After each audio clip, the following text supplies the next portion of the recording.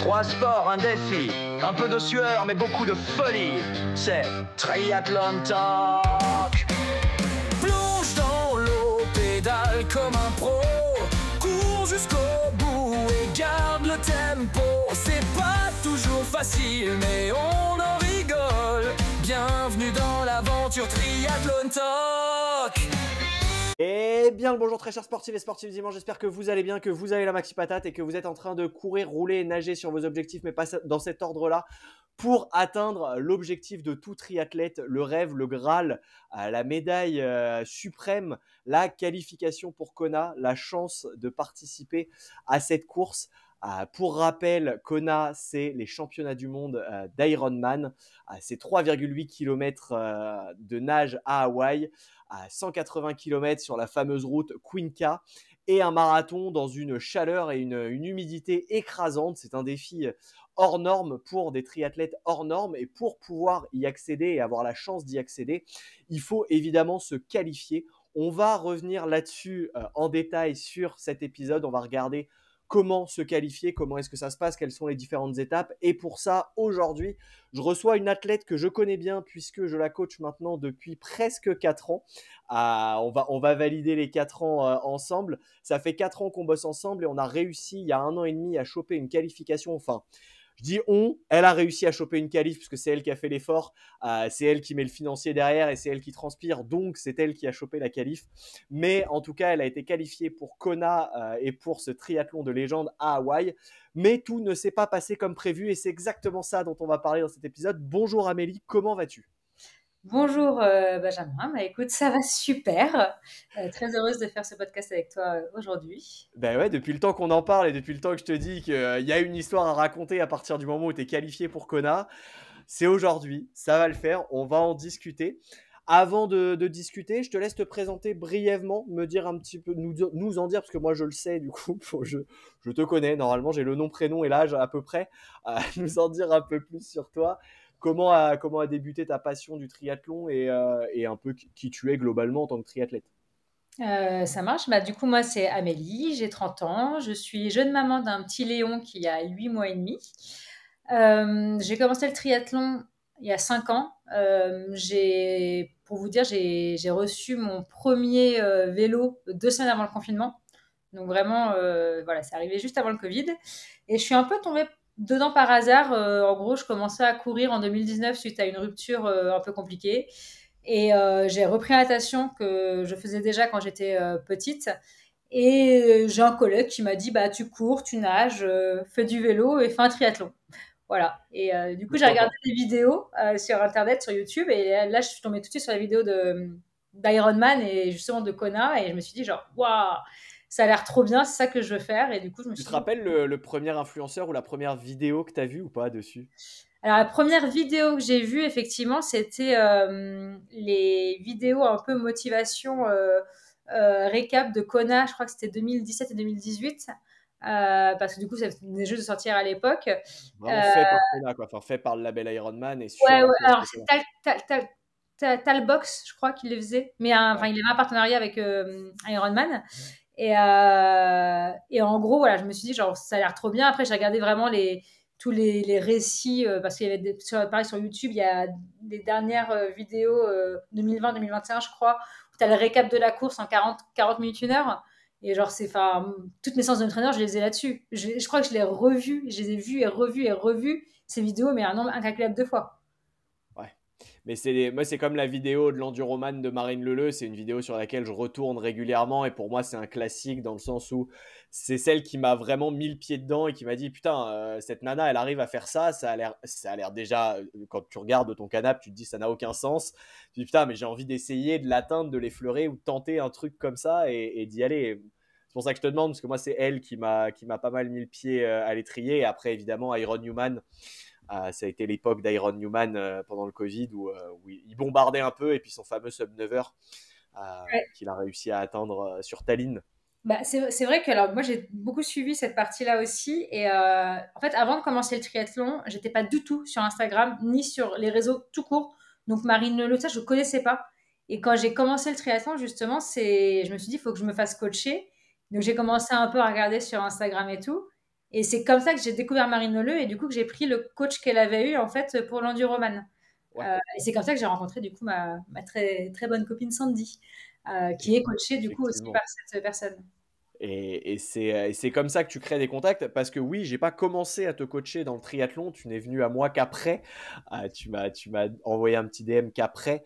Tu faisais déjà du triathlon quand on avait commencé, tu avais déjà une bonne expérience sur triathlon. Tu avais quelques triathlons de cocher déjà. On a continué d'étoffer ça, mais ouais, tu as eu un passif. Et c'est cool, ça permet d'avoir aussi différents scopes et différentes visions d'entraînement. Et ça, c'est plutôt cool. Yes. Bah, c'est vrai que quand on a commencé ensemble, je crois que je venais juste de finir Vichy, mon premier Ironman.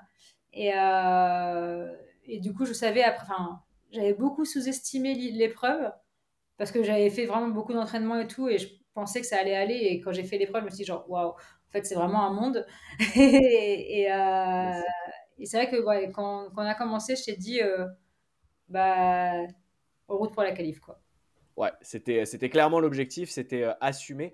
Mais avant de rentrer dans cette histoire-là, et on a déjà un peu avancé, comme pour tous les invités qui sont passés sur ce podcast, je vais te poser 3 questions. Normalement, étant donné que tu es une fervente écouteuse, ça ne se dit absolument pas, mais j'en ai rien à faire, je fais ce que je veux, c'est mon podcast.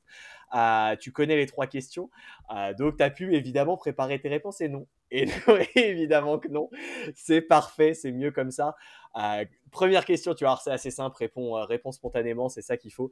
Si ton mental en compétition était un super-héros, à quel super-héros est-ce que tu t'associerais ou à quel super-héros est-ce que tu dirais que tu ressemblerais le plus et pourquoi? Ironman, Excellent. sans hésiter. Tony Stark. Déjà pour le nom, hein, évidemment. Et Du surtout parce que charisme. je trouve que, en fait, dans sa mentalité, il est très en mode je fonce, je m'en branle des autres et genre j'y vais, quoi. Ouais. Ça aurait été Et très marrant que tu dises c'est parce qu'il a beaucoup de thunes et qu'Iron Man ça coûte une blinde. Et ça oui, aussi. aussi, mais c'est plus le côté excentrique de je m'en fous, je vais tout droit Et, et on me dit c'est pas possible, bah moi je m'en fous, je vais quand même montrer que c'est possible, je vais le faire et puis on verra après si c'est pas possible. exactement. Ouais, ok, bah, très bonne première réponse et très très très cool. Deuxième question dans le même style, si tu devais résumer ton style d'entraînement en un plat, comment est-ce que tu définirais ton style d'entraînement, sachant que tu as le droit de voyager, d'être éclectique dans le plat choisi. Est-ce que tu es plutôt au Japon avec des petits sushis? Est-ce que tu es plutôt grosse poutine du Canada? Est-ce que tu es plutôt un bon mafé africain? Est-ce que tu es plutôt je sais pas, de la fricadelle du Nord? T'es sur quoi? J'hésite entre pizza et burger parce que c'est vraiment des plats un peu fatos, un peu genre de réconfort. Et globalement, la pizza, c'est vraiment ce que je prends après toutes mes compètes, ou avant d'ailleurs aussi. Et pourquoi? Parce que la pizza, on peut la moduler de manière. Enfin, on peut mettre À des l'infini. recettes à l'infini. Et du coup, c'est un peu voilà, mon entraînement. J'aime bien varier. Je déteste en fait avoir tout le temps la même chose. Ça a été quand j'ai commencé le triathlon, ça a été un peu le problème avec mon premier coach, c'est que j'avais une semaine la même chose tout le temps. Pendant 2 mois, c'était la même semaine que je devais répéter et moi, ça ne me convenait pas. J'ai besoin de changer tout le temps et du coup, la pizza, en fait, on peut la moduler de manière indéfinie et du coup, voilà. Je pense que pizza, Ah, avec une bonne limite quand même, hein, on fout pas d'ananas sur la pizza, on est, on est bien d'accord. c'est La proscrit. team ananas kiwi, ça dégage, hein. Autant on peut faire des pizzas Nutella, autant ananas kiwi, très Ouais, mais limite. pizza Nutella, c'est pas très italien, hein. Non, on est d'accord, mais ça n'a rien d'italien, mais c'est délicieux. Tu rentres de vélo, tu te fais une pizza Nutella, tu te régales. T'es content après 6 heures de vélo. De toute façon, après 6 heures de vélo, tu manges n'importe quoi, t'es content généralement. Tu prends tout ce qui est calorique, tu le prends globalement. Parfait, bah, je prends la pizza. Et dernière question, si tu pouvais un peu plus ordinateur, ça ne se dit pas, j'ai pas le mot qui me vient. C'est fin de journée, on enregistre le podcast en fin de journée. Il y a un peu de fatigue. Si tu pouvais télécharger instantanément une compétence pour ton prochain défi sportif, donc pour Hawaï, on va dire, imagine que pour Kona, tu peux télécharger instantanément une compétence. Ça peut être n'importe quoi. La seule limite, c'est ton imagination. comment est-ce que ça changerait ta performance et comment et quelles compétences est-ce que tu téléchargerais instantanément? Tu as le droit qu'à une seule compétence. Le reste, ça reste humain et merdique, hein. Ça reste foireux. Bah, je pense alors que ce serait la résistance à l'humidité. Je pense que c'est ce qui me... Enfin, le fait de pouvoir rafraîchir mon corps de manière instantanée. Parce que je pense que c'est ce qui me fait De rester à température agréable. ça. Est-ce que c'est un lien avec les diarrhées potentielles? Oh. Oh, si peu. On a tellement le même problème là-dessus. Et encore, ça va. En fait, moi, je pense que c'est vraiment... Enfin, si je, ça dépend, je pense que c'est vraiment par rapport à l'alimentation que j'ai en pré-course. En tout cas, ça s'est bien passé sur mes dernières compétitions. Ça se Euh, calme. mais par exemple, Tours, il y a 2 ans, il faisait super chaud. Il nous avait donné de l'eau gelée. Et ben, ça strike direct. Enfin, Ouais, c'est pas c'était forcément la meilleure idée. donc ouais, je pense là, juste pouvoir ouais, mettre mon corps à température pour. Garder un 37,5 température corporelle linéaire et peu importe la température extérieure, qu'il fasse très froid ou très chaud, Ouais. linéaire. Ça me va. Je prends la réponse avec grand plaisir. C'est la dernière question. Il n'y a plus de, il y a plus de pièges. Il n'y a plus d'aléas. On va pouvoir commencer à rentrer dans le vif du sujet et parler de comment est-ce que tu en es arrivé, toi, triathlète parisienne, à l'époque, à arriver à te dire bah, je veux me sélectionner sur Kona, je veux aller faire Kona. Et qu'est-ce que tu as mis en place concrètement, step by step, pour y arriver? Et surtout, la fameuse question qui va tenir en haleine nos auditeurs, pourquoi est-ce que tu n'as pas fait Kona et quels sont les aléas qui t'ont empêché de faire Kona et comment est-ce que tu as adapté à tout ça? Mais on va laisser un peu de suspense pour la rétention sur l'épisode, même si les gens sont en train d'écouter en courant ou en roulant. On va quand même laisser un peu de suspense sur pourquoi tu l'as pas fait. Mais tu as fini, conclusion, tu as fini par choper ta qualification à Kona. Raconte-nous un peu comment ça t'est venu, même si tu l'as un peu abordé, comment ça t'est venu à l'esprit et ton parcours sur bah, c'est infaisable à waouh, je suis sélectionné à Kona. Bah alors c'est très simple. Donc j'ai commencé le triathlon, je disais, suite à une rupture amoureuse et du coup j'avais besoin de challenge. Et j'aime bien faire les choses. Enfin, je suis pas quelqu'un de très progressif, on va dire. Tu le sais.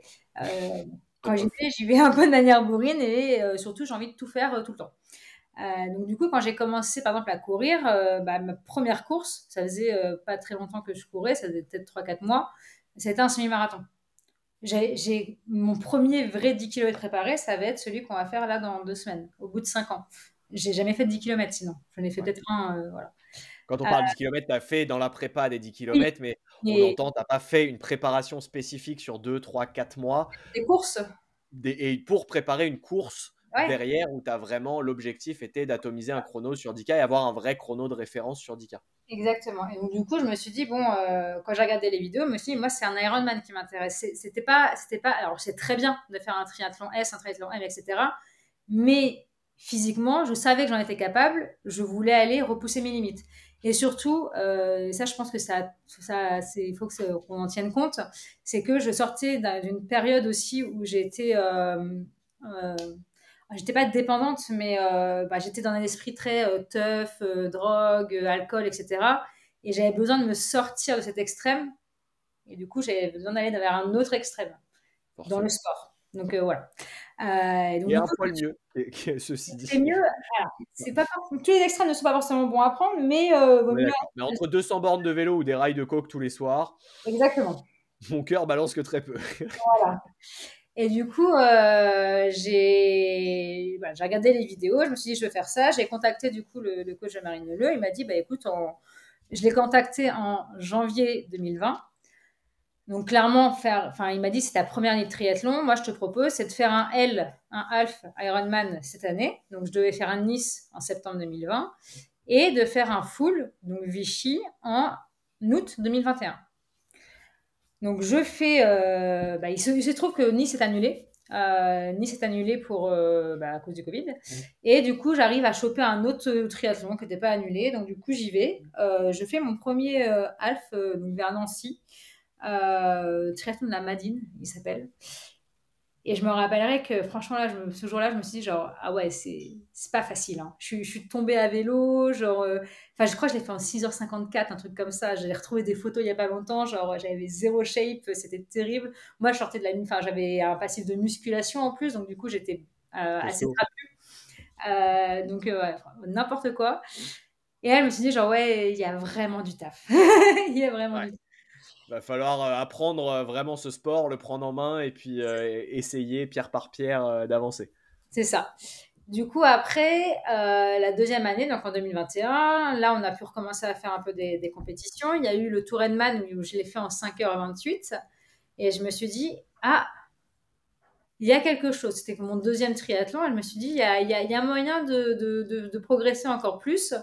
Sachant que j'avais pas de vélo de chrono à l'époque, vraiment, puis je m'entraînais, voilà, comme je l'ai expliqué, j'avais un coach qui me donnait la même semaine euh, avec quelques petites différences, mais vraiment, enfin, genre c'est la sortie longue qui changeait, quoi. Sinon, c'était les mêmes séances et tout.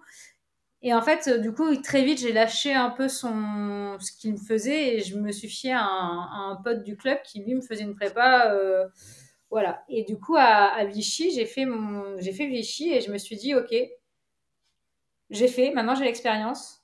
J'avais, quel âge j'avais 27 ans, je crois, un truc comme Ouais, ça, ça, 26, 26, 27. Et je me suis dit, OK, à 30 ans, pour mes 30 ans, je me qualifie à Kona. Le Covid est passé par là. Donc, du coup, c'était plus Kona, c'était vite, c'était Nice, l'année de mes 30 ans. ouais, Je me parce que suis ça dit, a bon, bah, c'est pas changé, grave. la réglementation Ironman a changé, ils ont splitté le. Ils ont fait n'importe quoi sur les 3 dernières années, mais c'est Ironman, hein. L'intention était bonne, Oui, ça n'a pas pris. Et je trouve que c'est pas plus mal, du coup, d'être revenu en arrière. ils auraient pu le faire 2 fois sur Kona. C'est l'idée restante d'aller à Kona. Ne Mais laissez c'est la pas ville, aller à Nice, ça fait un peu moins rêver et on peut y aller de façon random. c'est la ville qui voulait pas, en fait, tout simplement. Ouais, Et mais en fait, effectivement, je pense que voilà, l'intention était bonne, ça n'a pas fonctionné, bon bah voilà. Mais du coup, je me suis dit, bon bah, mes 30 ans, je me qualifie à Kona et comme, enfin, à Nice du coup. Et comment j'ai mis en place le truc, c'est que déjà, d'abord, je l'ai marqué sur un bout de papier. Je me suis dit, enfin voilà, je me fais un contrat avec moi-même.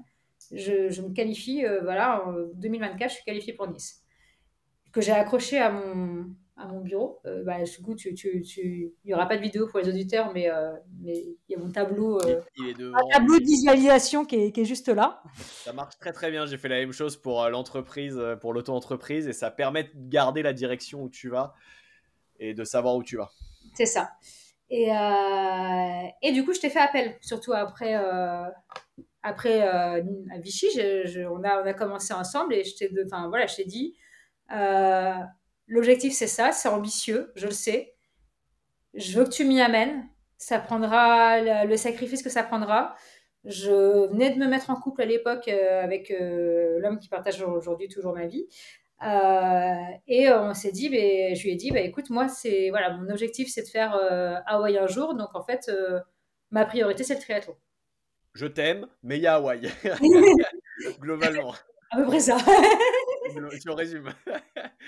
Non, mais c'est vrai que on va pas se mentir. Du coup, l'année 2022 a été un peu plus bancale dans le sens où j'ai eu un déménagement. Il a fallu que je prenne un rythme parce que du coup, j'habitais plus à Paris, mais sauf que je travaillais toujours à Paris. Et du coup, après Vichy, j'ai eu un gros down. Voilà, je voulais pas forcément repartir sur une prépa tout de suite. Nous, on commençait à se découvrir. Donc, voilà, je m'étais dit, genre, je fais une année sans Ironman sur des prépas half que je peux gérer et je m'installer là où je suis. Donc, j'habite à Tours maintenant. Je peux m'installer à Tours et être, voilà, parce que je vivais chez ma mère. Et imagine faire une prépa Ironman en vivant Oui. chez ma mère, Bah, c'était. je me rappelle quand on a commencé à bosser ensemble, c'était un peu tumultueux sur les 6 premiers mois de boulot parce que justement, tu avais des aléas de déplacement, de déménagement. C'était un peu plus compliqué de t'entraîner. Mais ça a été ta grosse force après, c'est qu'une fois que tu as eu l'appart à Tours, entre guillemets, ton mec il comprenait ton investissement et tu avais, enfin moi ça a été génial parce que tu m'as donné carte blanche sur l'entraînement et il n'y avait aucune limite sur la quantité et la capacité, qui a d'ailleurs donné lieu, on en reparlera juste après, à potentiellement du trop aussi, ce qui est toujours dur et un peu touchy à jauger quand on arrive sur les limites de l'entraînement et qu'on cherche vraiment la performance, estimer s'il vaut mieux s'arrêter à 22 heures ou aller à 24 heures ou revenir à 20 heures d'entraînement semaine en incluant de la qualité dedans, etc. Il y a beaucoup de questions qu'on pense jouables et puis en fait un mois après on se rend compte que bon, bah, c'était pas jouable nécessairement, et tout ça a donné lieu à des discussions. Mais donc effectivement, quand tu es arrivé sur Tours, ça s'est vachement clarifié au niveau planning et linéarisé, c'est devenu plus simple, tu avais très peu de contraintes à ce moment-là qui t'empêchaient de t'entraîner.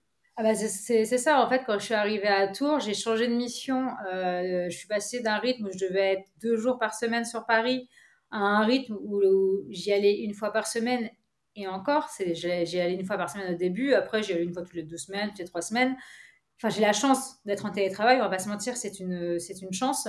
Donc forcément, bah, je m'entraînais le matin, le midi, le soir. Enfin, il n'y avait pas de... Tu gères ta journée comme tu veux et si tu finis de bosser, l'avantage c'est que tu peux finir de bosser à 23 heures, mais au moins tu as passé tes 2 séances de sport dans la journée. C'est ça.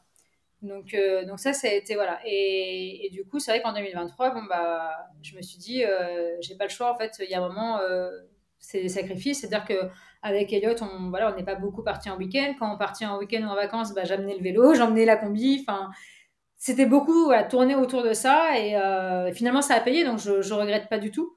Mais c'est vrai que c'était des semaines à 26, 28 heures. En fait, quand tu m'as demandé la dernière fois les semaines que tu m'as fait passer au-dessus de 25 heures, bah, il y avait 8 semaines au-dessus de 25 heures, quoi. Ouais. En plus du Pour, travail. pour vous rendre compte du niveau que c'est d'investissement et de recherche de performance, à prépa équivalente, je suis monté à 24 heures sur la prépa, la plus grosse semaine, et c'est qu'une semaine. On s'entend, ça permet de donner des ratios. Loin de moi l'idée de comparer, mais en fait, ça dépend toujours dans le scope dans lequel vous vous placez, encore une fois, et ça, je le répéterai jamais trop.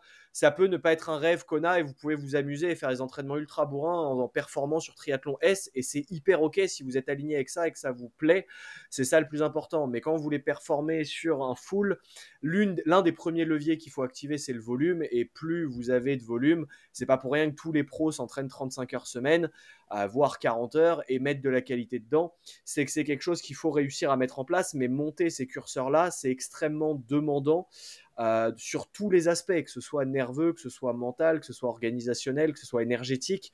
C'est que tous les autres aspects à côté de la vie sont tournés vers la performance et sont tournés vers mon objectif, c'est Kona, et c'est quelque chose que je veux vraiment atteindre. Il faut s'en donner les moyens dessus, et ça fait partie des nombreuses discussions qu'on avait eues, où c'était effectivement, plus on peut monter, plus ça te rapprochera et ça augmentera tes chances de te qualifier dessus. Bah, c'est ce que dit. Moi, j'avais écouté une vidéo de Iron Newman qui était très très juste à ce sujet. C'est qu'en fait, quand tu as un objectif de performance, la première chose que tu dois faire, c'est de manière complètement lucide, poser à plat quelles sont tes ressources temps disponibles. Et voir si c'est cohérent, parce que si tu arrives avec je veux me qualifier à Kona mais j'ai que 10 heures de dispo, on va commencer moi je vais commencer à te dire bah il va falloir que tu draftes fort dans des pelotons et que tu espères pas croiser d'arbitre. C'est l'une des possibilités pour y arriver, quoi. ça. Après, encore une fois, je le répète, j'étais en télétravail, j'ai énormément de chance, je n'avais Oui, pas d'enfant. Voilà, j'étais avec un compagnon qui comprenait et qui me laissait faire c'est les choses. c'est Voilà, ça.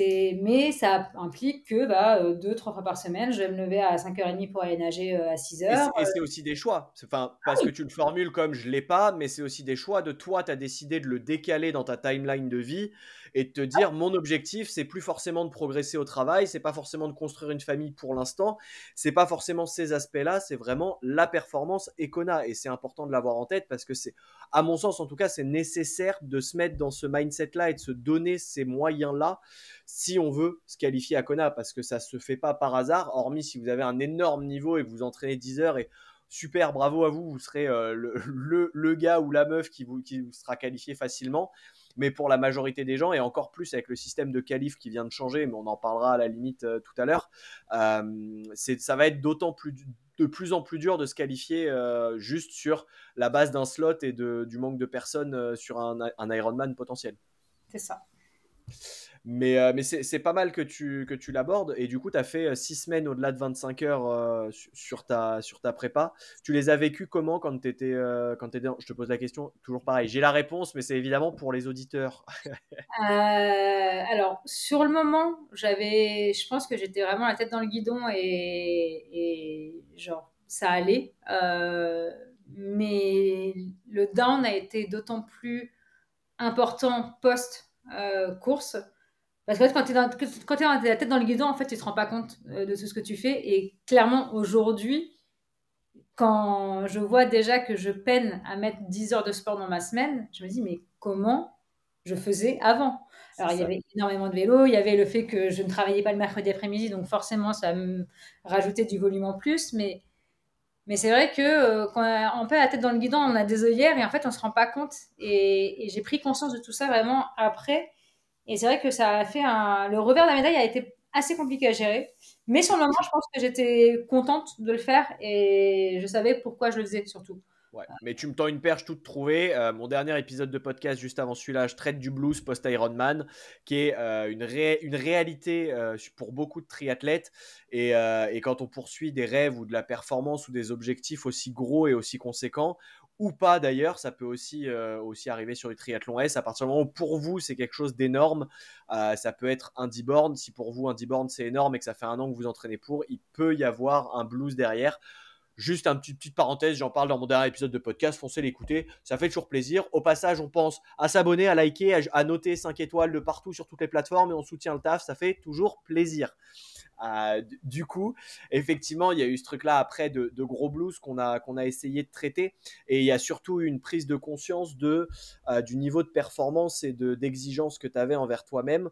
Et on en a énormément discuté, ça, tous les deux. On a beaucoup peiné à trouver un rythme, entre guillemets, confortable de croisière sur la parité entre qualité et quantité. À quel point monter les curseurs jusqu'à ce que ta vie en paye les pots cassés et jusqu'à ce que ça devienne ingérable d'un point de vue facture mentale, facture physique. Et du coup, à quel point on compense sur de la qualité potentiellement et alterner des cycles de qualité et de quantité pour pouvoir aussi, toi, t'amuser. D'ailleurs, actuellement, on est en cycle de qualité où on essaye de réduire plutôt les curseurs de volume pour faire vraiment de la grosse qualité. On essaye de pencher sur les semaines à 8 heures plutôt que de monter sur les semaines à 25 heures, mais comme tu l'as dit, avec un objectif de 10 km. Donc c'est plus cohérent aussi. C'est toujours en fonction de vos objectifs. Comment tu l'as vécu quand tu étais dedans, ces semaines de 25 heures? C'était quoi ton ressenti? Est-ce que tu le faisais par automatisme et en mode tu te laisses pas le choix et tu le faisais, ou est-ce que c'était un poids écrasant ou ingérable, ou comment tu l'évaluerais?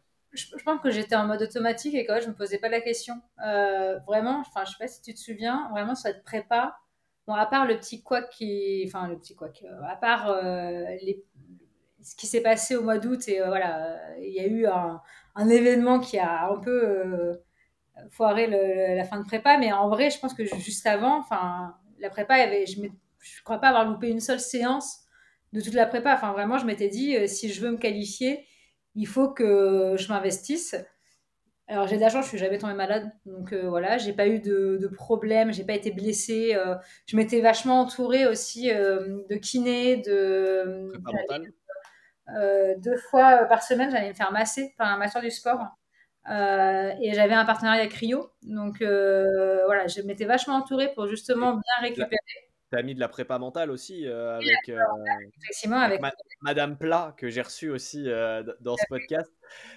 C'est via toi d'ailleurs que j'ai eu le contact et qui me l'a fait rencontrer. Et ça t'a pas mal aidé sur la natation en eau libre. et oui, ça m'a beaucoup aidé enfin surtout en vrai sur tellement de choses, sur la confiance en moi, sur le fait, je l'avais contacté justement cette année-là suite à la première course préparatoire, donc Tours, où j'avais crampé en fait des 2 mollets, enfin j'avais vomi la veille, j'avais crampé pendant la nuit, enfin j'étais vraiment dans un état de stress monumental. J'avais réussi à faire l'objectif que je voulais faire à quelques secondes près. Mais j'étais fini, enfin j'avais fini ouverte en deux et je m'étais dit je veux pas revivre ça en fait sur ma prochaine course. Enfin, Il y a Et, eu un épuisement mental effectivement ça. où tu étais arrivé même sur la course, tu avais presque plus envie de faire la course parce que ça avait été trop indigeste, Bah, c'est pas plus envie de faire la course, mais c'est plus vraiment, je me rappelle au départ, j'avais des hauts le cœur tellement j'étais stressée, vraiment des nausées en fait. Ça avait été très compliqué à gérer. Et je m'étais dit, pour le full, il faut que je sois dans les meilleures dispositions et je peux pas me permettre, surtout sur un full, de cramper en fait dès la natation. Enfin, ouais. ce n'est pas possible. Donc du coup, j'avais appelé pour ça, pour qu'on travaille sur la confiance en soi, sur la gestion du stress, etc. Donc on a fait pas mal de séances et on a vu pas mal de sujets parce qu'en fait, il y avait pas mal de questions un peu inhérentes à toute la prépa. Donc voilà, ça, c'était un autre point qu'on a mis en place. Et je pense que du coup, bah, tout ça, ça m'a allégé, on va dire, la charge mentale. Et en fait, le fait aussi d'avoir un coach, de ne pas avoir à réfléchir sur ce que je vais faire. Je savais que tel jour, je devais faire ça, tel jour, je devais faire ça, tel jour, je devais faire ça. Et je ne me posais pas de questions, en fait. Ouais, ça t'a libéré de ce poids-là et de cette gestion-là où tu savais que c'était chargé, calibré, que tu me donnais les contraintes et que c'était pris en charge et que ça s'adaptait au maximum de ce que ça peut s'adapter sur ces niveaux de performance-là. Mais effectivement, c'était une adaptation. Et du coup, ça nous a d'ailleurs permis, ce triathlon de tour, d'apprendre aussi énormément tous les deux sur la prépa d'un full ensemble, parce que c'était la première prépa full ensemble qu'on faisait. Et derrière, ça nous a permis de réajuster pas mal de curseurs et d'amener sur justement Emilia Romana et ta qualif derrière dessus. Pourquoi avoir choisi Emilia? Comment tu t'as axé ta structure pour te dire je veux maximiser mes chances? Mon objectif c'est Kona. Je m'en fous un peu de la voie entre guillemets. Mon but c'est pas d'être pro ou c'est pas de devenir une triathlète pro. Je veux juste choper ma qualif pour Kona. Comment ça s'est passé ce raisonnement pour toi? Alors, déjà, donc, à l'époque, il y avait Nice en 2024, Kona en 2025, Nice en 2026, Kona en 2027. Ça, c'était le plan de l'époque.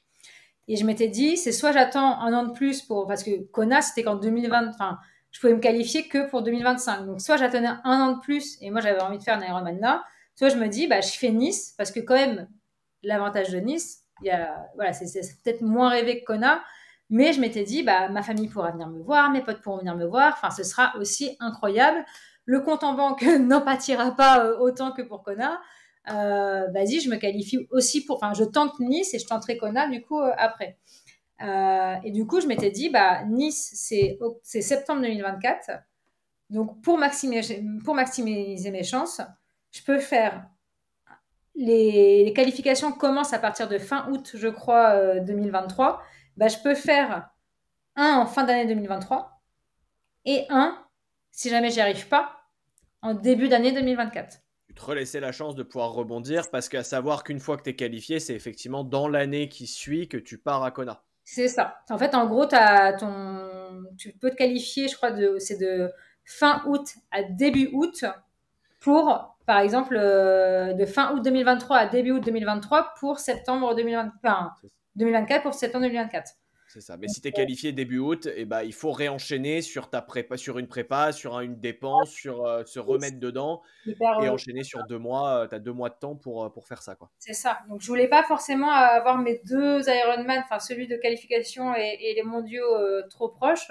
Donc, je m'étais dit, bon, bah, je tente fin 2023. On voit ce que ça donne. Si ça passe pas, j'ai toujours une opportunité début 2024.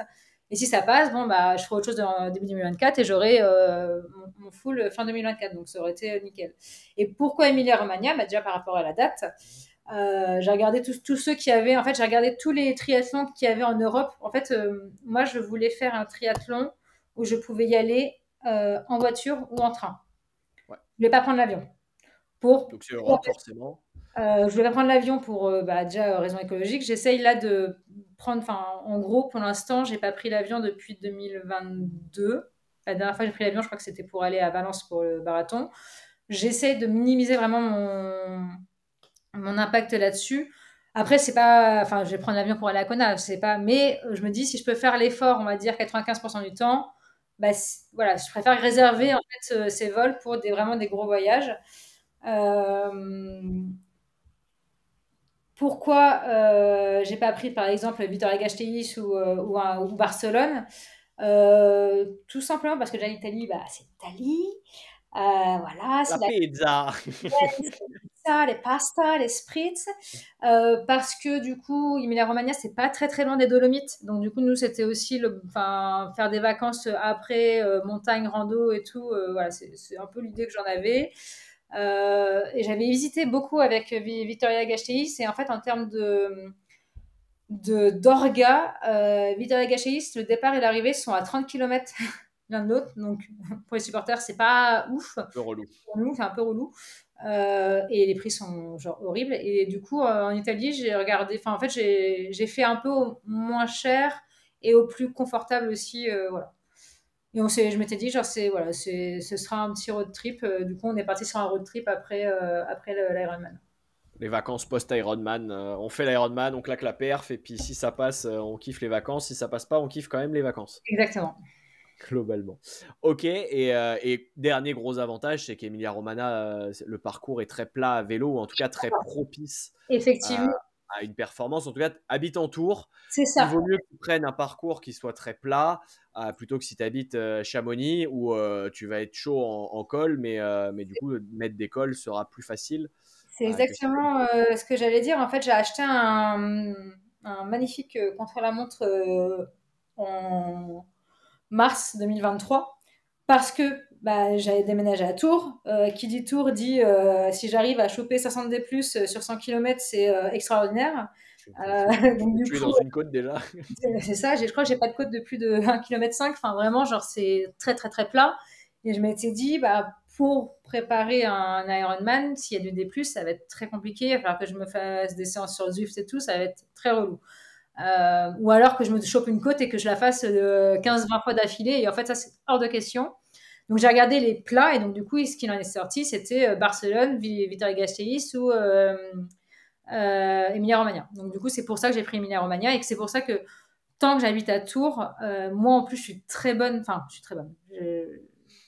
J'ai pas les chevilles T'as te lancer des fleurs, t'as qu'à vas-y, les chevilles estimèrent.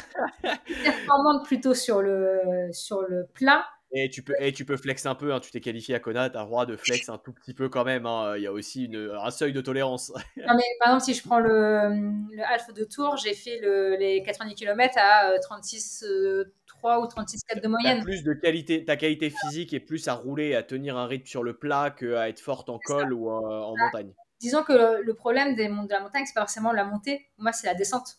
Alors, en tant que coach, je te dirais qu'il te manque aussi Les deux. potentiellement un petit peu de puissance sur la montée, mais effectivement, tu as aussi un manque de confiance mentale sur la descente qui te freine et qui te limite énormément à un point où la performance en est impactée, C'est et ça. que du coup, c'est pas cohérent d'aller dans une zone de faiblesse pour maximiser tes chances de qualif à Kona. C'est toujours pareil, c'est dans un souci de qualification, on essaye de prendre un maximum de critères pour aller choper cette qualif. C'est ça. Donc, Ok. donc Et pour donc, ça que j'ai choisi l'Italie. du coup, Emilia Romana, où on s'est entraîné sur 3 mois derrière Tours. Prépa un peu moins exigeante. Alors attention, toute proportion gardée, on a quand même bien chargé. Mais un peu moins exigeante. Le triathlon lui-même, comment ça s'est passé? Alors très brièvement, refait pas tout le triathlon. Au niveau qualif, sortie de l'eau, les autres femmes présentes sur l'épreuve? J'ai eu un petit pépin de santé en fait 3 semaines avant, donc du coup j'ai eu physiquement un gros down, on va dire. C'est-à-dire que je suis arrivée, genre j'ai l'impression d'avoir des poteaux dans les jambes quoi. Mais on va dire que la natation, surprise, très très surprise de ce que j'ai réussi à sortir. Enfin, j'étais très très contente. Euh, j'avais pas anticipé que c'est la mer, donc du coup, en plus la mer Adriatique, donc très très très salée, donc tu bois la tasse, donc tu coco. Et voilà, j'avais pas forcément anticipé Bien, ça. bienvenue au club, hein. C'est pas agréable et puis ça engendre beaucoup de problèmes derrière. Voilà, mais le vélo, on va dire globalement bien, si ce n'est le drafting bah, sur l'autoroute, voilà. Bah, plus c'est Surtout quand plat, t'es c'est comme au littéralement sur Sabdelone. C'est comme au Sabdelone, plus c'est plat, plus les triathlètes sont teuteux et se disent ah bah c'est plat, et bah écoute, je vais me mettre dans un pack. Et bah non, toujours pas, Michel, c'est toujours interdit. C'est ça. Donc du coup, et alors ce qui est très très rigolo, c'est que vraiment, j'ai les vidéos à l'appui. Quand je passe dans la famille, t'as 5 mecs qui sont derrière moi. Je suis en mode genre les gars, genre vous abusez. Au Et moins prenez un relais, merde. Et à un moment, et en fait, sur la fin, vraiment à la toute fin du vélo, il commence à y avoir du vent. Et moi, je commence à me dire, mais putain, j'en ai, tu sais, genre, je déteste le vent. Vraiment, je pense qu'il y a un truc sur Ironman qui pourrait me Ah, faire c'est dur. craquer. Genre, Ouais, le sur le vélo, hein. Lanzarote, je le ferai jamais. Ouais, alors en vélo tout court, je suis d'accord avec toi, le vent c'est une tannée, c'est une horreur et ça te flingue tes stats, ton mental, tes jambes.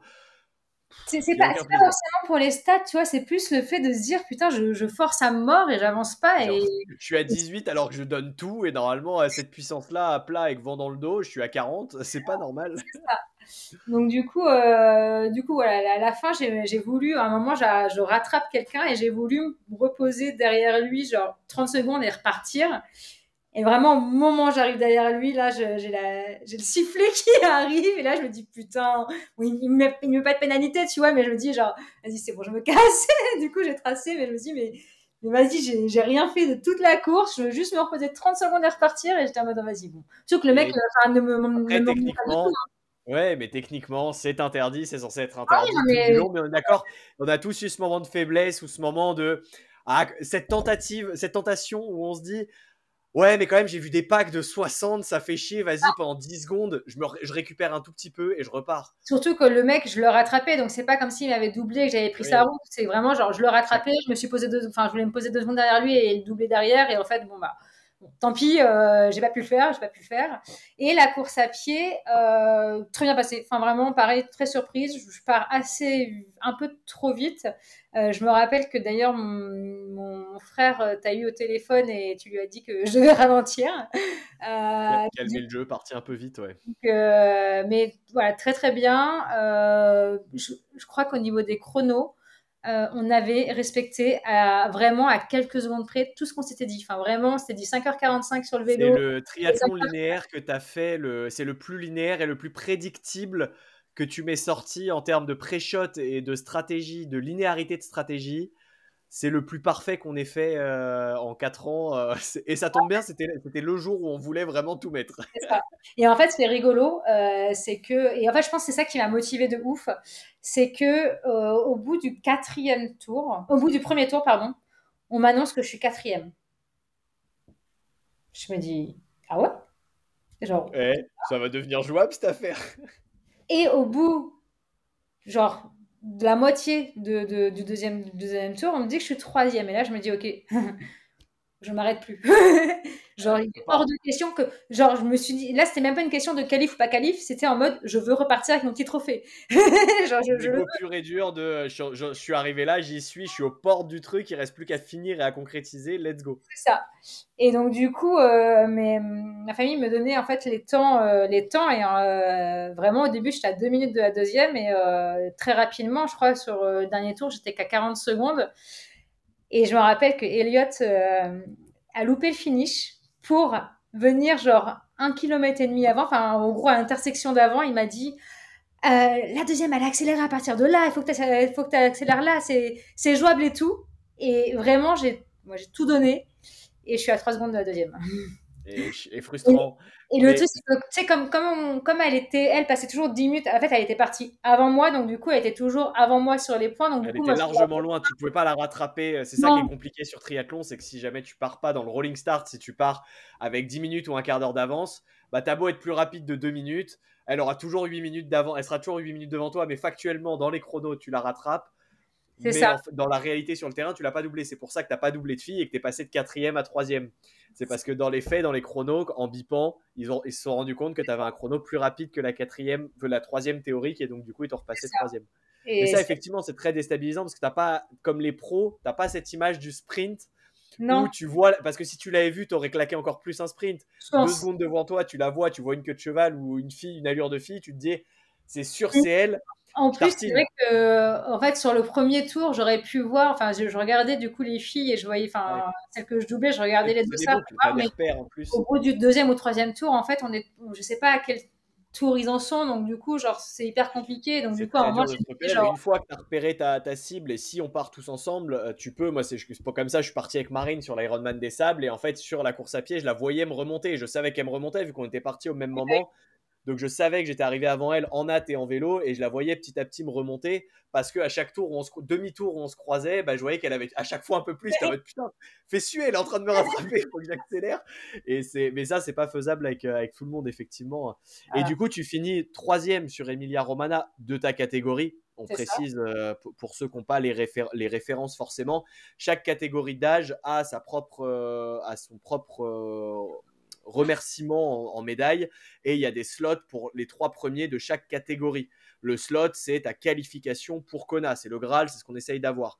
Et ensuite, il y a un roulement si jamais le premier, le deuxième ou le troisième refusent leur qualif pour Kona parce que bah, tu vas nous raconter comment ça se passe quand tu arrives, mais en gros, tu as un test d'antidopage et tu dois sortir la carte pour aller payer. Normalement, je te donne la théorie dans le règlement.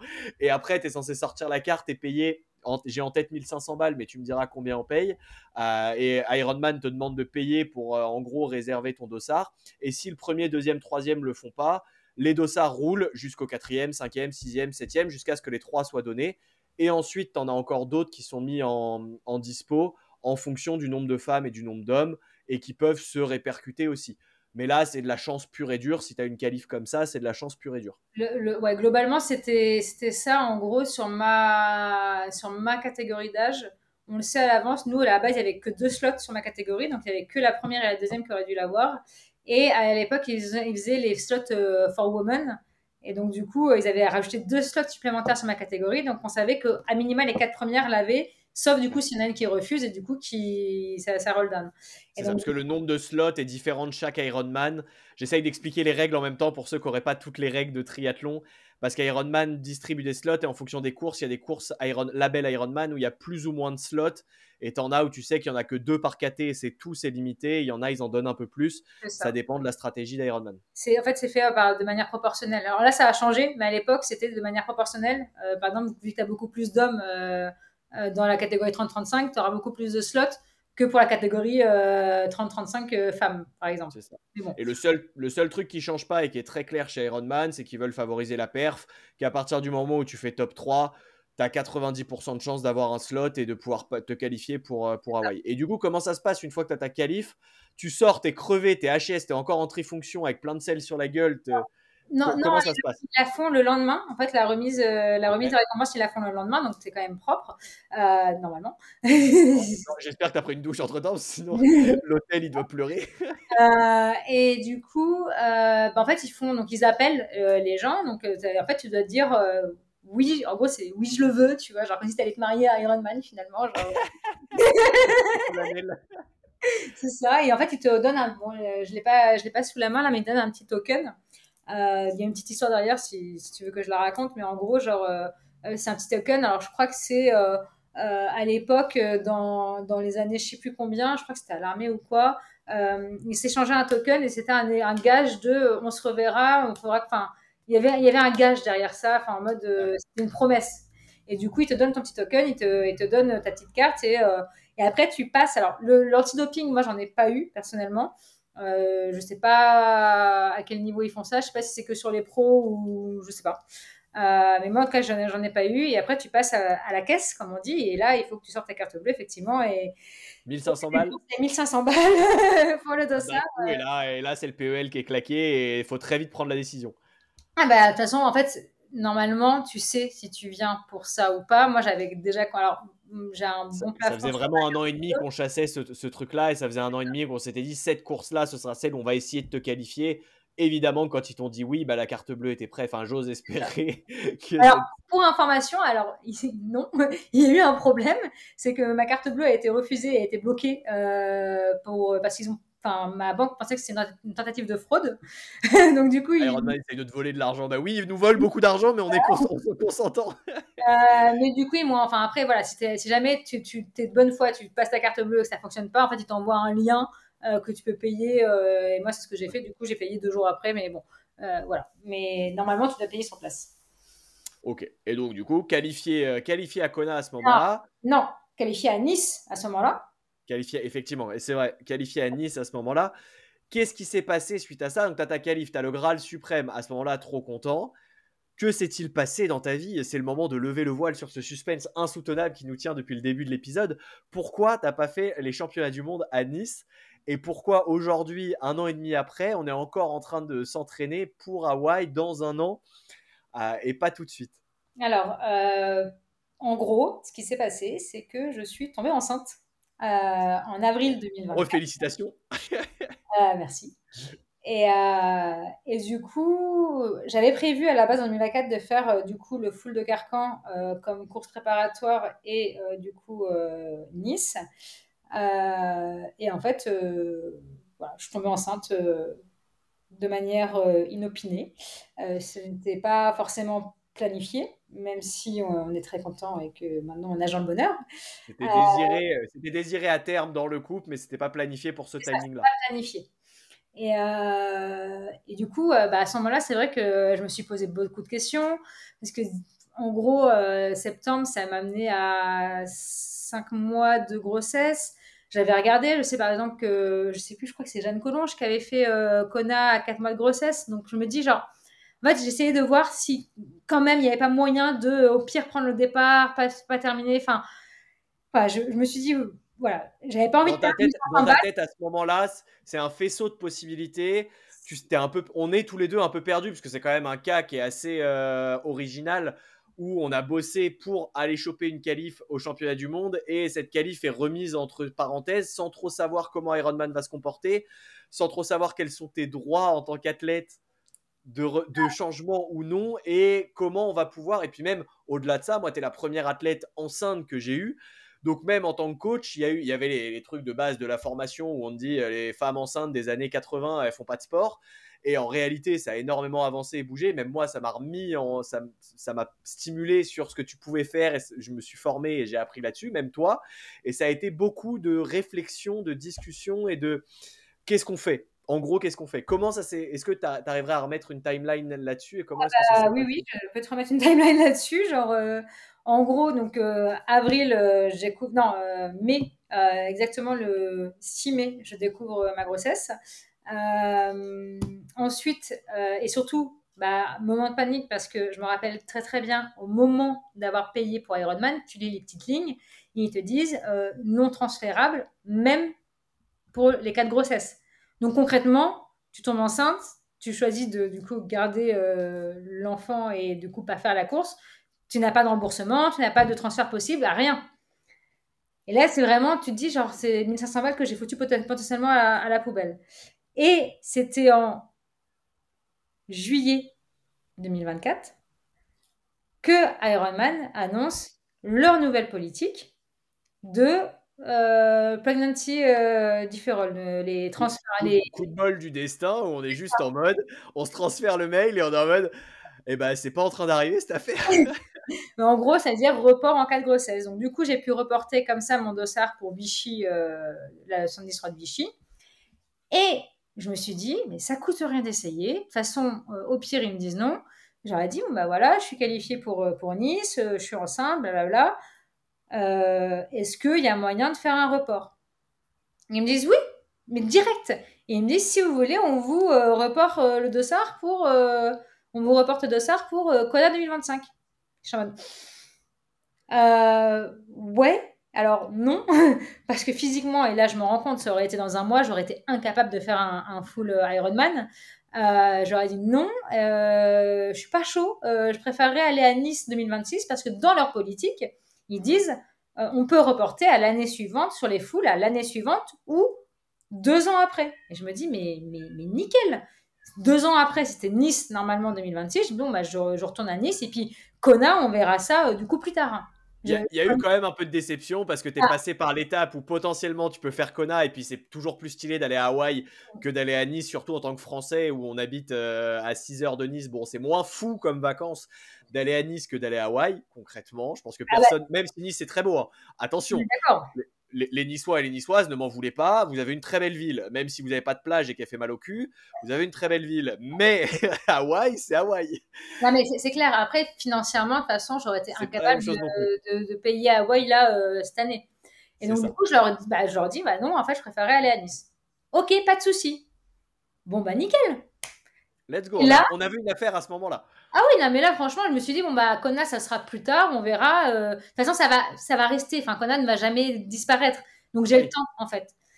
Et il y a 3 mois, je crois, ils ont annoncé que finalement, à partir de Revenez en arrière. 2026, on revient en arrière et tous les championnats du monde, enfin, ça revient sur le format une course à Kona. Du coup, je leur renvoie un mail, je leur dis, ah, eh ben, écoutez, moi Et j'avais au un fait, report de grossesse, je devais aller à Nice, est-ce que ça veut dire que je suis qualifiée toujours pour Kona? Et ils me font, bah oui, oui, on vous envoie un mail début d'année 2026 pour votre dossard pour Kona. réserve ton logement, tu pars à Hawaï. Et bah, trop bien. Et bah, et là, je me suis dit quand même, c'était le destin quand même. Ah ben, c'est beaucoup de rebondissements et ça a été, je me rappelle qu'émotionnellement, ça a été beaucoup de hauts et de bas parce que j'étais quand même un peu déçu en fait, je peux reporter à Hawaï et en fait, non, je vais reporter à Nice parce qu'effectivement, c'est une décision qui est plus raisonnable, mais c'est la raison qui l'emporte sur un petit rêve, c'est toujours un peu relou. Et en fait, finalement, ce rêve revient et en fait, genre, c'est que des va-et-vient un peu de c'est possible, c'est pas possible, c'est possible, c'est pas possible. Genre, et on est resté dans ce truc-là. Et c'est une histoire, là, on vous le raconte dans un podcast de 40 minutes pour l'instant. C'est un truc qui nous a tenu un an. Et là, on est en 2025, on est en septembre 2025 et on va recommencer à te construire une shape post-grossesse parce que le petit bout a 6 mois, si je dis pas 8 mois 7 et mois. demi. Combien? 8 mois et demi. 8 mois et demi, il me manquait un mois, il me manquait un mois dessus. Il est à 8 mois et demi, donc on est en train de te reconstruire une shape parce qu'on est passé via les entraînements. On va en parler sur concilier entraînement et maternité. Et puis aujourd'hui, le nouveau dilemme, c'est que tu peux plus t'entraîner à hauteur de la performance de ce qu'on a fait pour te qualifier à Kona, puisqu'il y a un baby shoe dans l'eau et que forcément, il dort pas, il réclame ses biberons et il n'est pas autonome.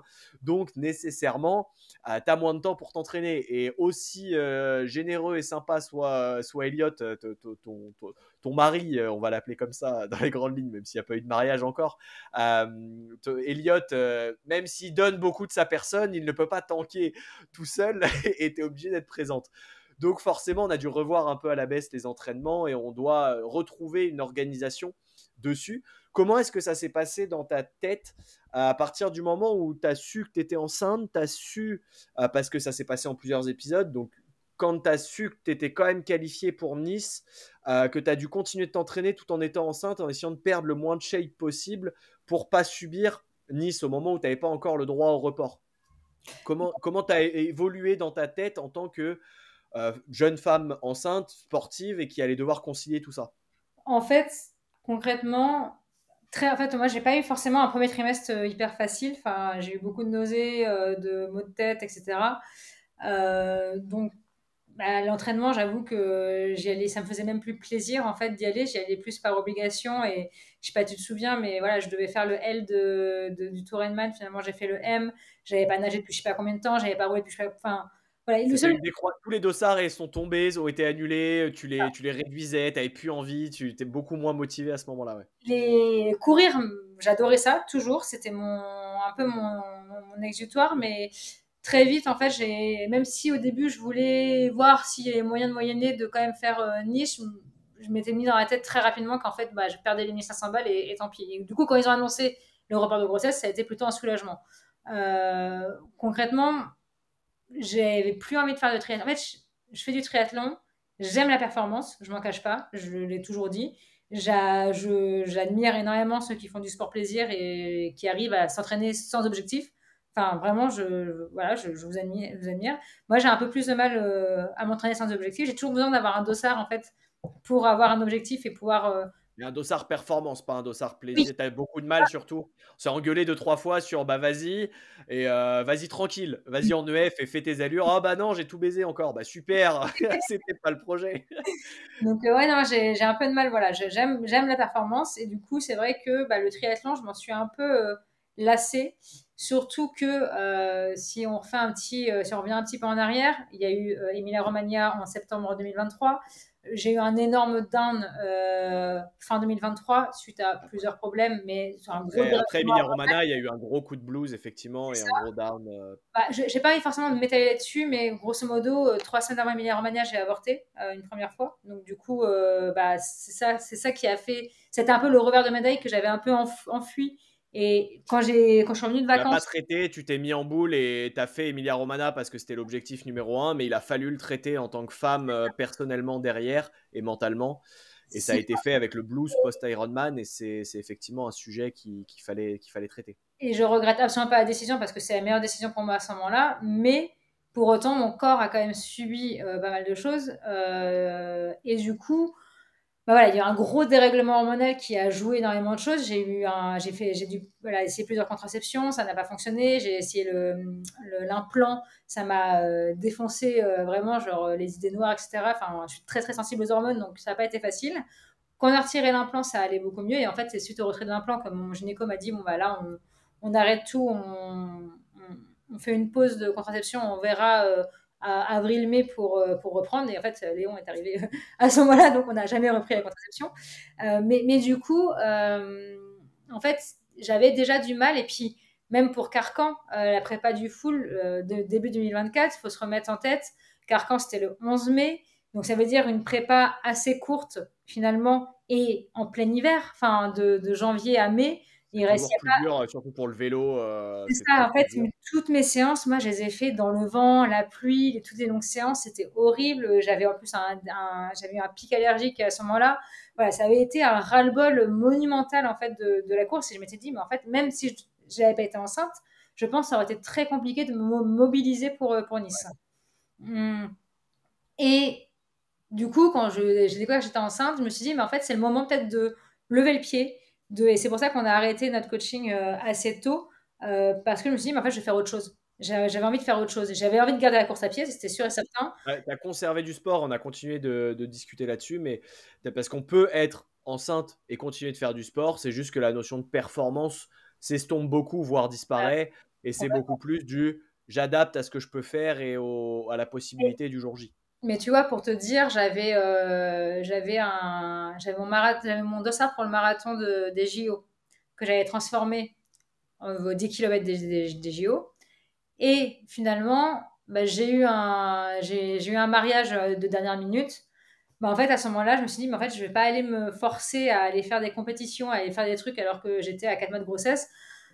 C'est bon, des opportunités, j'en aurai d'autres. Et en fait, j'ai vraiment complètement switché. Donc, j'ai continué à courir jusqu'à ce que je puisse plus parce qu'après, j'avais des blocages au niveau du bassin. Donc, c'était aux alentours de 4 mois et demi. Donc, c'était assez tôt comparé à d'autres personnes. Mais bon, moi, j'avais pas forcément envie de me faire mal. Ça servait à rien.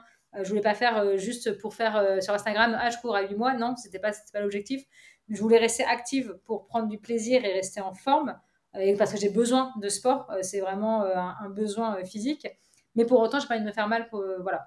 Et du coup, je me suis inscrite dans une salle qui proposait des cours collectifs et j'ai découvert plein de choses. J'ai fait de la danse, j'ai fait du step, j'ai fait tu sais, les trucs de cuisse-up de fessier, j'ai fait. Alors, pris du plaisir autrement avec des cours en groupe et totalement différents et décorrélés de la performance Et absolue. complètement d'accord. Alors, il y avait toujours ce petit, tu vois, genre sur les cours de step ou de danse, genre quand j'y arrivais pas, j'étais en mode genre, ça me saoule et tout. Et Mais puis, d'un je veux côté, finir avec mon shoot de dopamine quand même à la fin, je veux transpirer, être liquide, ça oui. le but, c'était vraiment de bouger. Et en fait, c'est ce que j'ai fait. J'ai dû arrêter. Alors, normalement, donc 37, j'ai dû arrêter à 33 semaines tout impact. Parce que du coup, même le step et tout, bon, on saute quand même un petit peu et tout. Et tout ça, j'ai dû arrêter parce que Léon était très très bas et du coup, qu'il y avait un risque d'accouchement prématuré. Donc, du coup, j'ai vraiment conservé tout ce qui est pilates, yoga, renfo sans impact. Et quand j'ai eu l'occasion de reprendre, donc ma 37e semaine, c'était pile poil le jour de Noël, bah, j'ai pas repris à Noël. Enfin, en fait, ça servait à rien. Et comme Léon est arrivé 5 jours après, de toute façon, voilà. Donc, voilà. Donc, et puis le retour post-accouchement, en fait, a été pareil, très très progressif parce que j'ai eu une césarienne. Donc déjà pendant 10 semaines, je n'ai rien fait si ce n'est de la marche, mais je ne Il pouvais fallait pas. être très très doux et il y a eu du travail avec le kiné. Exactement, j'ai fait les rééducations périnée et abdos qui sont super importantes. Ça t'a pris combien de temps de patience avant de réussir à courir 40 minutes en continu en one shot?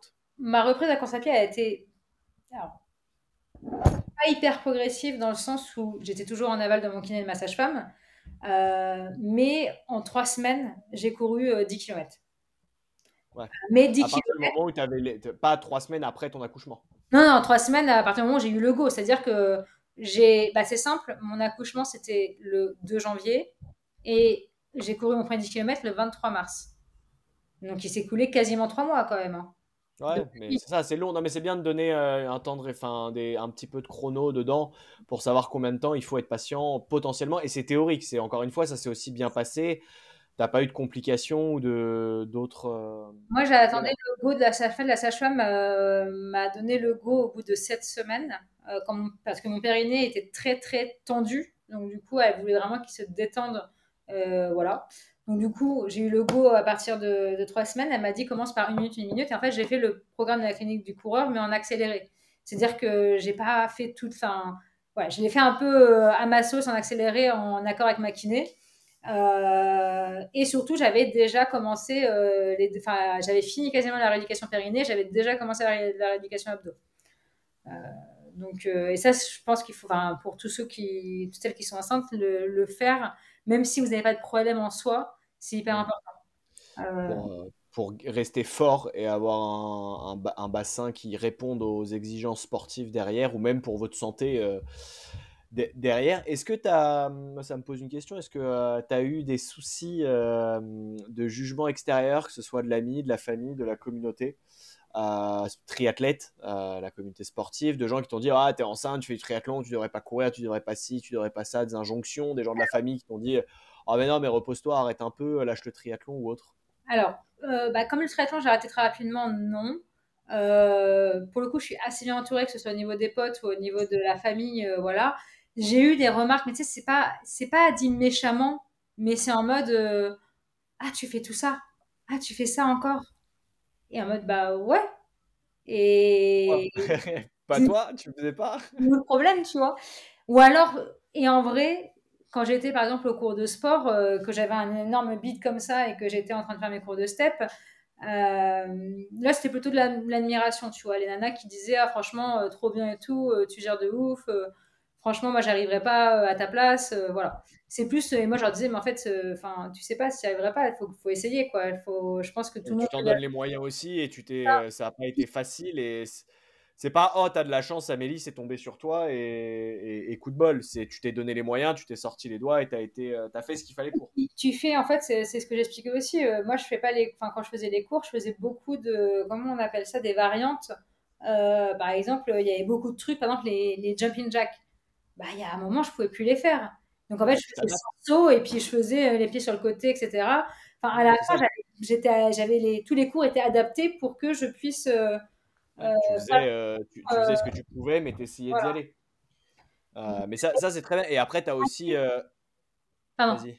Si, j'ai eu ma kiné, et bien ma kiné, ma gynéco, c'est pour ça que je ne vais plus chez cette gynéco, qui, quand j'étais enceinte, mais vraiment dès le début, m'a dit qu'il fallait que j'arrête de courir. Et j'étais en mode, bah non. Enfin, pourquoi il fallait que j'arrête de courir? Et en fait, les raisons pour lesquelles elle me disait que j'allais arrêter de courir, c'était pas les bonnes, tu vois. Elle m'aurait dit, là, il est trop bas, il est machin, il est truc, il est bidule. Ok. Mais non, faut pas courir quand on est enceinte. Ouais, mais ça, en fait, le problème, c'est que tu touches. Alors, attention, on n'est pas médecin et il y a une vraie spécificité médicale et c'est différent pour chaque grossesse. Donc, surtout, ne le prenez pas comme j'ai entendu dans un podcast, ils ont dit ça, alors je vais faire du step moi aussi. Non, ça dépend évidemment de chaque femme, de chaque grossesse et de chaque situation. Il y a aussi le fait que tu étais extrêmement sportive et active depuis pas mal de temps et du coup, ça t'a aidé sur cette grossesse-là. Évidemment, quand tu pars d'un point sédentaire et que tu vis ta grossesse ou que tu pars d'un point très sportif où tu venais de te qualifier pour Kona, c'est-à-dire que tu faisais des grosses semaines de sport et tu as une grossesse, tu le vis évidemment pas pareil.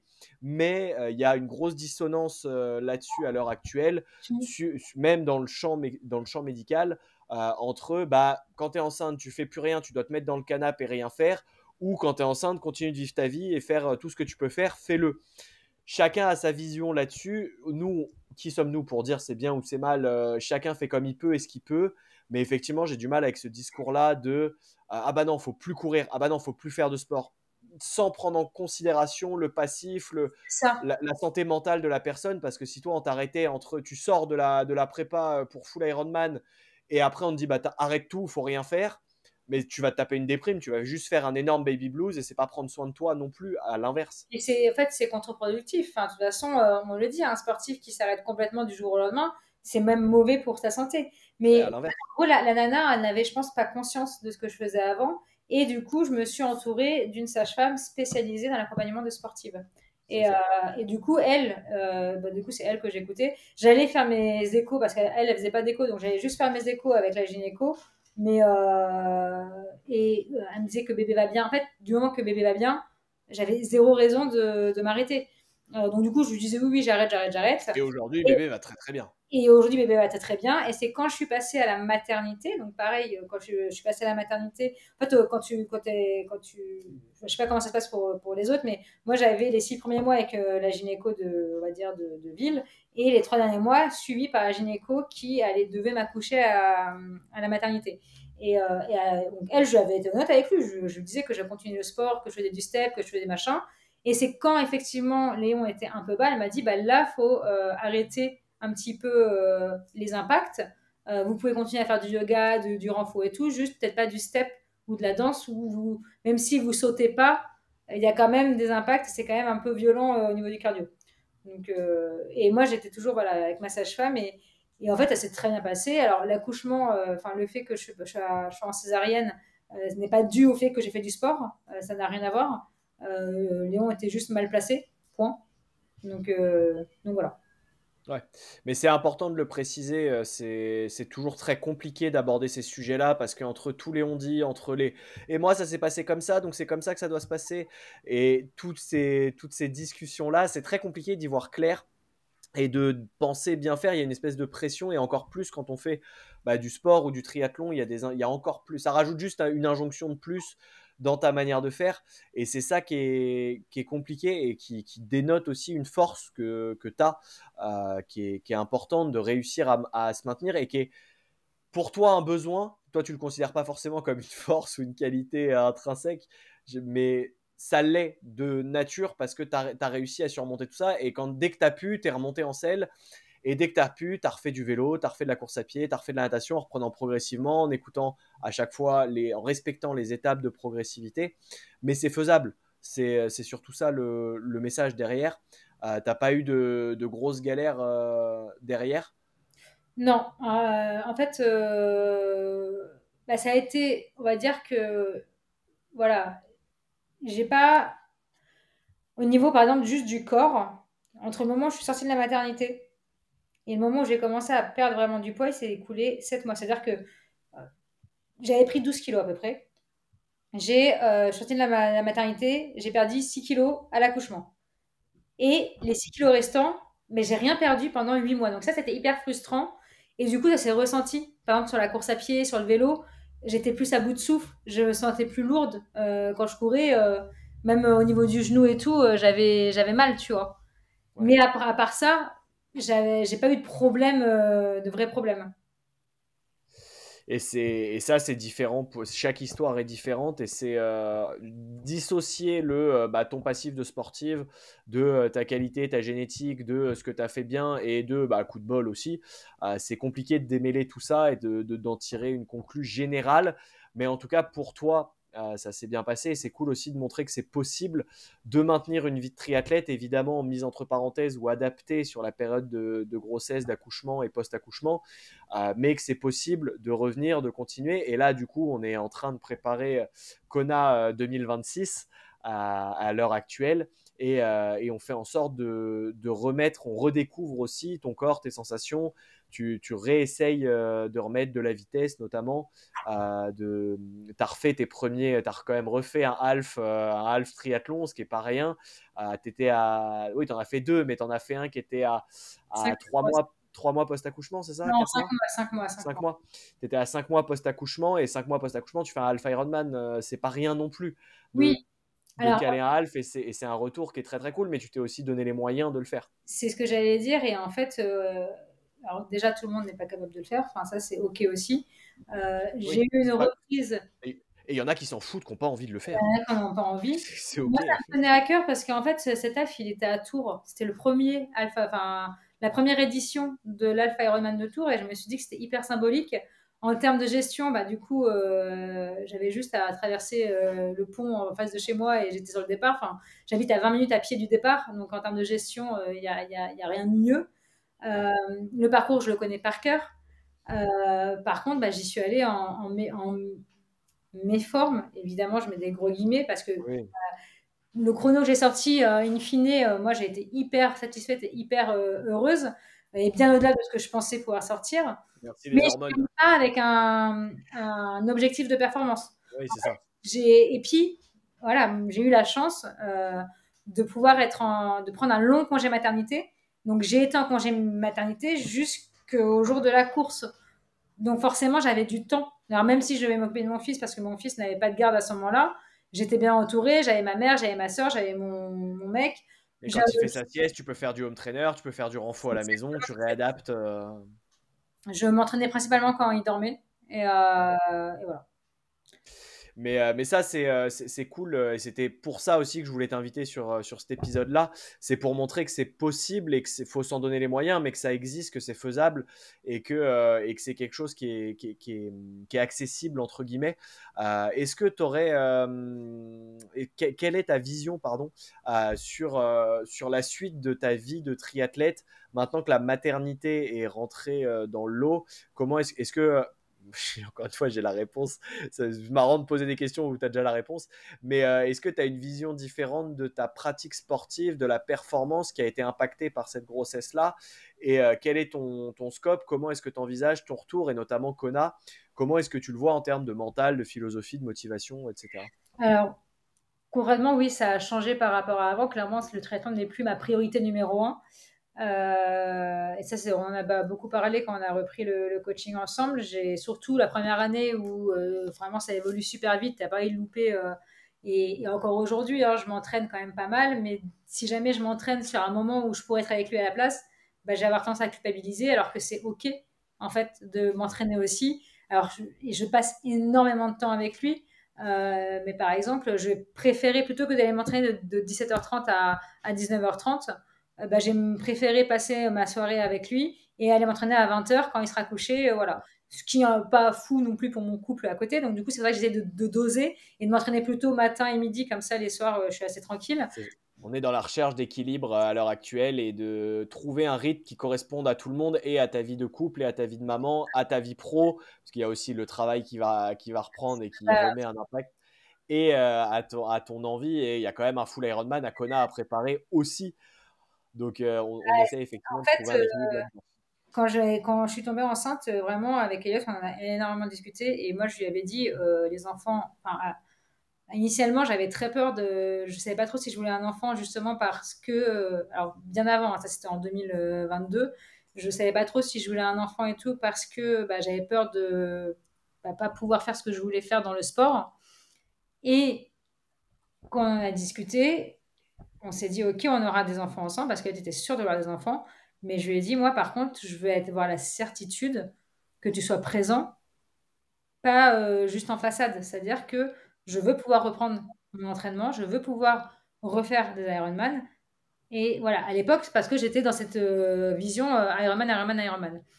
Et du coup, là, avec la qualif, bah, c'est vrai que j'ai pas, on va dire que j'ai pas le choix de me préparer.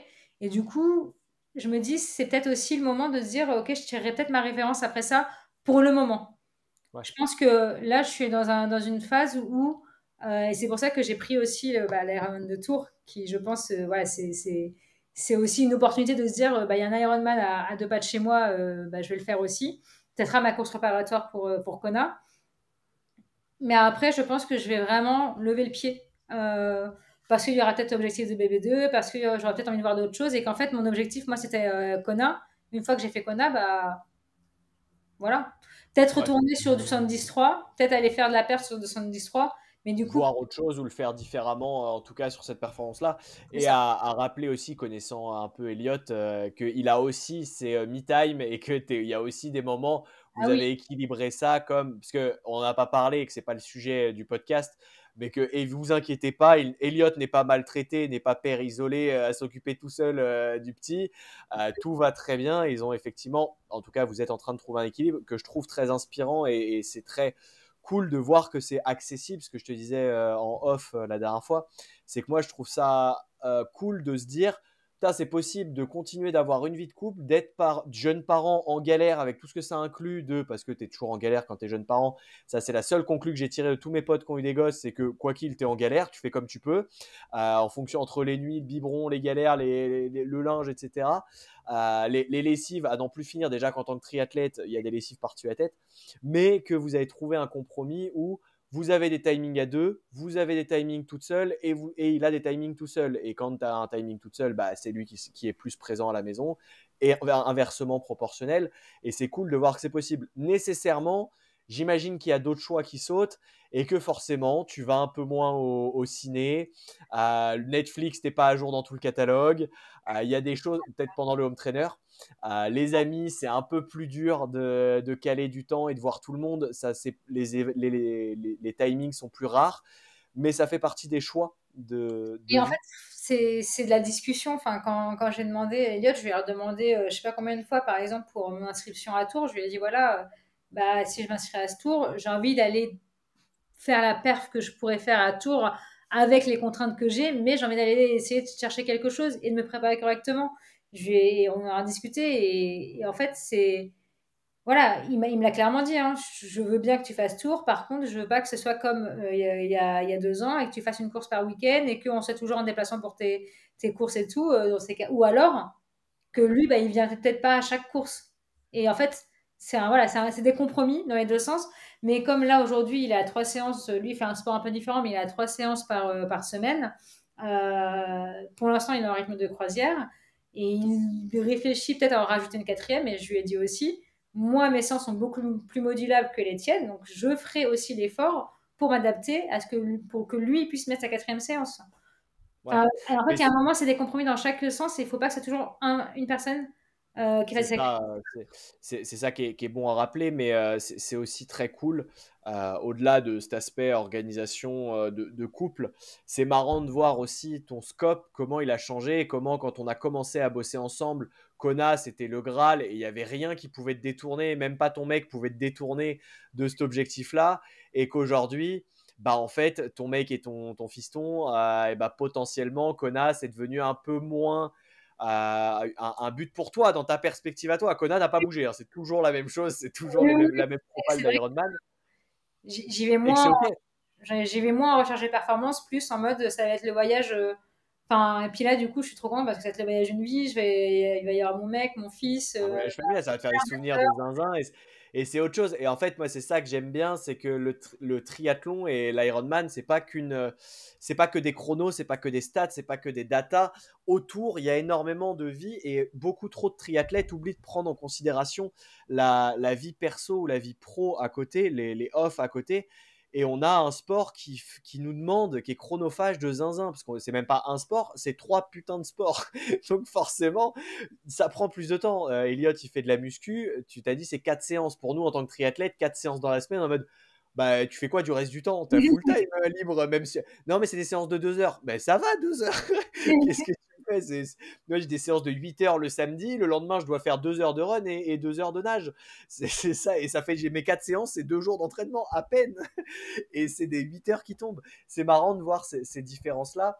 Et c'est important, je trouve, de prendre en compte que c'est avant tout une aventure humaine, surtout la recherche de Konak. C'est oui de la performance, des datas et que c'est des sacrifices, mais que c'est aussi des choix et des moments de vie qui sont importants et des timings qui sont importants et que tu peux mettre comme tu as fait. Alors, il y a eu aussi une grosse part de chance et de timing qu'on a eu, Ouais, mais le rêve n'a pas de date limite.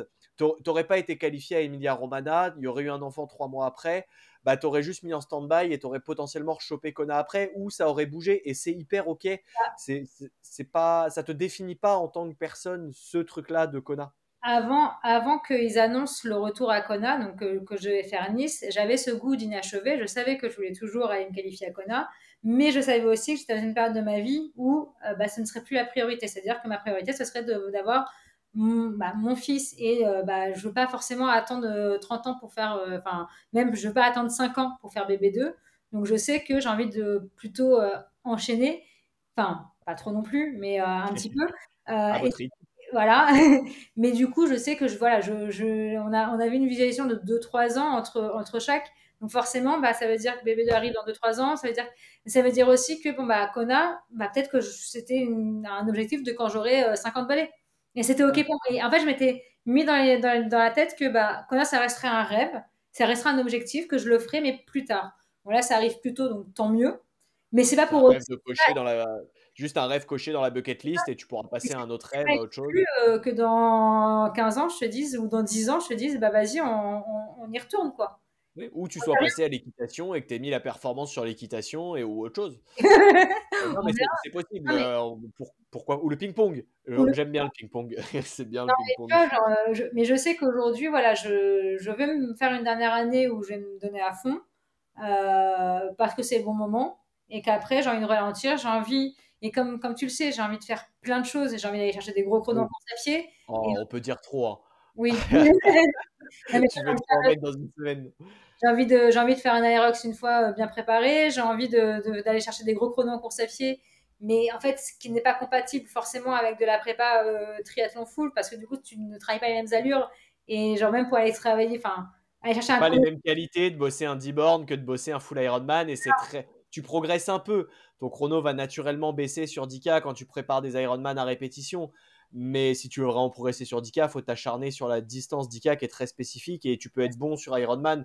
La preuve, tu vaux une deuxième place sur Emilia Romana derrière avec un chrono en 10h52 ou 51. 53. 53, putain, j'hésitais. 53,05. Enfin 10h53 qui est un chrono monstrueux sur un full Ironman, même si le vélo est roulant, ça reste un chrono qui est monstrueux. Et tu vaux, alors là je mettrai des guillemets pour tous les auditeurs, tu vaux que 42 minutes sur 10K, Même pas. ce qui même pas fait sans chrono officiel, mais ce qui proportionnellement, si on prend les stats de Kona et que tu avais mis l'énergie pour la qualif à Kona et qu'on les avait mis, tu avais mis tout cet effort-là en prépa 10K, tu serais sûrement tombé à 38 ou 37 minutes sur ton 10K. Et c'est OK, parce que c'est des choix que tu as mis sur le travail spécifique. Et effectivement, c'est un choix et tu peux pas tout faire et tout bosser en parallèle. On aimerait tous pouvoir faire ça. Et c'est pareil, si tu te mets à l'Aerox, bah ouais, c'est des mouvements spécifiques. Enfin, t'as beau savoir rouler 180 bornes à 33 à l'heure, faire des burpees, ça n'a rien à voir.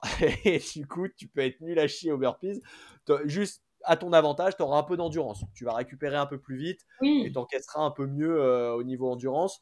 C'est le seul truc que tu pourras réutiliser. Après, si tu sais pas faire une pompe, tu sais pas faire une pompe et le burpees, il va Mais, être horrible quoi qu'il.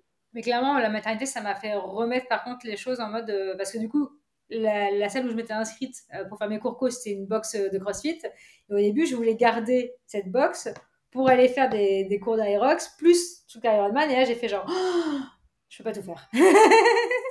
Bah, quand tu as un baby chou qui rentre dans la vie, ça devient très compliqué Tu te rends compte que tes priorités changent déjà et puis tu te rends compte que ton planning n'est pas extensible et que si tu veux ne serait-ce que dormir, bah, il va falloir rentrer, t'organiser. Et encore une fois, c'est l'organisation la clé, mais rentrer au chausse-pied un peu tout. Et des fois, bah, même ton orga, elle prend un coup et il faut être capable de réadapter, de se réorganiser. Oui, et puis comme tu as dit, il faut être capable de s'adapter parce que en fait, ton enfant, tu sais pas à l'avance s'il va faire des bonnes nuits ou des mauvaises nuits, tu sais pas à l'avance s'il va se lever à 4h30 ou s'il va se lever à 7h.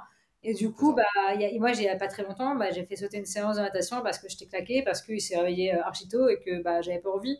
Et en fait, je pense qu'il faut, quand tu as un enfant, il faut savoir où tu mets la priorité. En fait, savoir, voilà, quelle est ta priorité. Moi, je sais que c'est mon fils ma priorité, donc du coup, je sais que bah, ce sera peut-être pas la prépa ultra parfaite que j'ai eue pour Emilia Romagna, mais pour autant, je donnerai ce que je peux. Et je trouve que du coup, quand tu es sur tes séances, tu te dis, j'étais tellement reconnaissant de pouvoir être sur ta séance que tu te donnes d'autant plus Ouais. d'énergie.